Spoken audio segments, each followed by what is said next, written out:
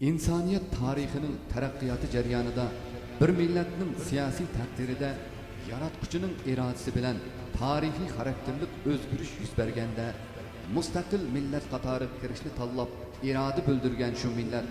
insoniyatga va haq huquqi bo'lgan hurmat yuzasidan mustaqillik jakalash orqali erkin va hur yashash irodasini ifodalab kelgan. Buningdan 79 yil ilgari dal mana shu kunlarda Osiyo qit'asining markaziga joylashgan Sharqi Turkistonda Batur va qahramon ajdodlarimiz Uyg'ur xalqining erkin va hur yashash irodasini dunyoga jakolab, Sharqi Turkiston Islom Jumhuriyatining qurilganligini e'lon qilgan ay yulduzli ko'k bayrog'imiz Sharqi Turkiston osmonida javlon qilgan edi.